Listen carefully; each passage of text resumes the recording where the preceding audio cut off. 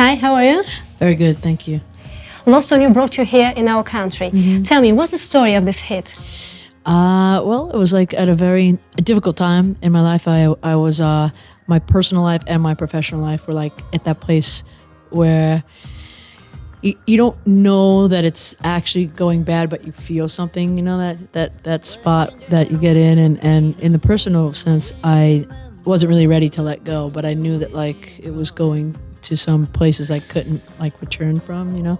So I had this phrase. I wrote the title "Lost on You" while I was on tour, and you know, it just started me thinking about all the, you know, the things I like lost on this person, and also that it was lost on them, that I was like not getting, you know, what I needed, and you know, and I think vice versa, you know, like there's two sides to every story, but like, you know, we were in that place, the breakup place, you know, but we had a long way to go, but so yeah, I just remember when I wrote it, it just kind of flew out in one day. I just like felt very, you know, it was a very like the drama that was like in there just came flying out, you know.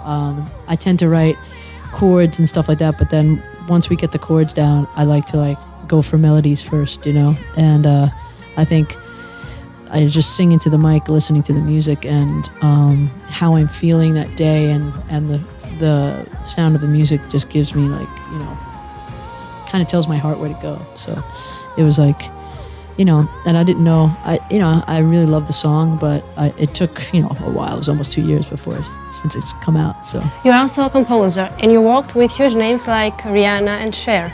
Tell me, when you are working for a song, are you thinking about the artist who will sing it? sometimes, yeah, a lot of times, you know, when I was writing for Cher, I actually wrote one of the songs that Cher did for Leona Lewis, and then she didn't use it. And then I wrote another song. I had 2 songs on that record, and the other one I definitely wrote like for her.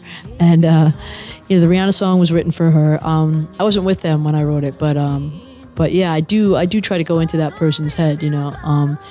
When I wrote the song for Leona Lewis, it was like, it's kind of funny because I feel like I wrote that song from this perspective of like how she felt about her breakup, and then I wound up writing a song with her that she cut later called Fingerprint, and I was talking to her about that song, and I said, so you were really torn up, you know, about your breakup? She's like, no, actually it was great, I'm glad it was over. I was like, see, you never know. Sometimes you don't know how someone feels. It's funny.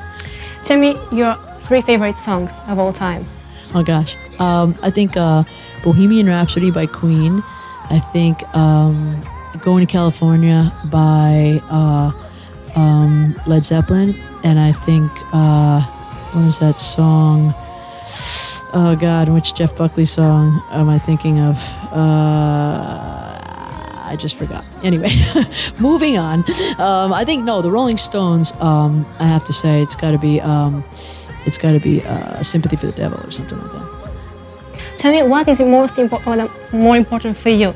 The things that others are expecting from you, or the things that you expect from yourself? Oh, both. I think it's more myself, you know. Like I worry about, you know, you have to worry about what other people think sometimes when you know, you're expected. But like I really worry about, like, for me, like if the songs matter to me, you know. I think I have to write stuff that gets it out for me, and that's why I think I kind of have a wide range of like songs that come out, because I don't really like to write the same song twice, you know. I find that a little boring and kind of calculated, you know. Tell me, what's the last thing that you reproached yourself? That I reproached myself about, like got annoyed at myself? Yes. About? Oh, I actually got mad at myself for my last record, I think, for having expectations. I think expectations ruin things. I think that, you know, you got to kind of work hard and hope for the best and not expect anything. Hmm? Tell me, what's your guilty pleasure? Guilty pleasure? I think probably, you know, drinking. I do like to drink. It's nice. With a friend? Yes, of course. Have you drank something in Romania? I didn't really drink much in Romania. I had a beer last night and a glass of wine. I think I'll have to have, what's the quintessential Romanian drink? Țuică. What is it? Țuică. Țuică. You should try it. I will try it. What is it? It's something like tequila. Oh, really? plum brandy. Oh, okay. I'll try it. Is it here?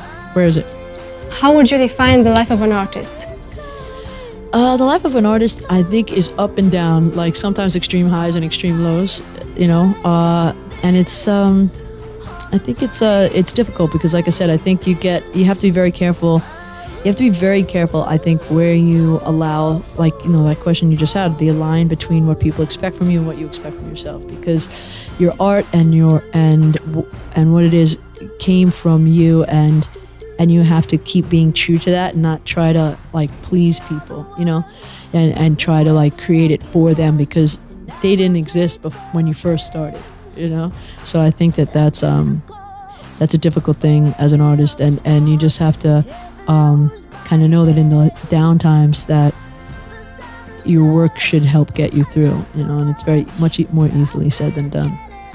I see you have a passion on the androgynous style. Tell me more about it. On what style? Androgynous style. Androgyny. Oh yeah. Sorry. Yeah, I do.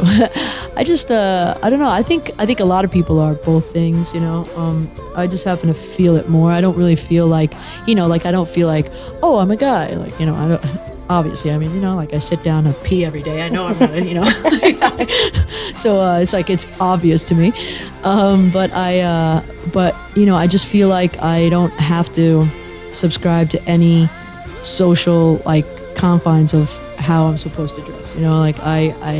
I look exactly how I feel on the inside. So I feel like it's my truth, and it works for me, and I enjoy it. I just like the style icons for me are David Bowie and Patti Smith and people like that. So, and I just think androgyny to me is almost like an art form, and there's I love the different types of it, I mean, even who we lost this year, David Bowie, of course, everybody talks about his androgyny, but Prince was very androgynous too, I mean, it's very interesting how we lost both of them, and it's Prince, in what universe is that guy super masculine, but he was but he was in a way, you know what I mean? It's just it's fascinating to me. Tell me what things makes you smile. I like people who can be cool but nice, I don't think that it's possible to just be rainbows and puppies and everything all the time, but I think it's I think I admire kindness in people, that they can be kind and also just be themselves and cool and real, and that kind of stuff, just someone being decent makes me smile, and dogs and puppies and rainbows and stuff. Tell me, how looks an ordinary day for LP? The favorite day or an ordinary day? I mean, on tour, it's get up, I do yoga.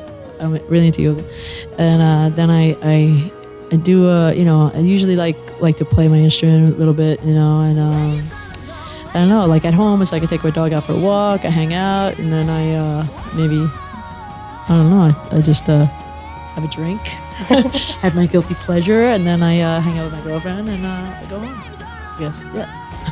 Tell me, what's your favorite movie character? My favorite movie character? My favorite movie is Donnie Darko. I don't know what to, my manager's laughing over there, what? It's a great movie. I love that movie. One of my favorite, you like it? You do. You gotta nod the camera. And, what's a favorite movie character? Probably, gosh, there's so many. I love, all those, Godfather movies, all the who's the guy, Mark, the guy on our main guy in the mafia movie in The Godfather. Corleone, Don Corleone.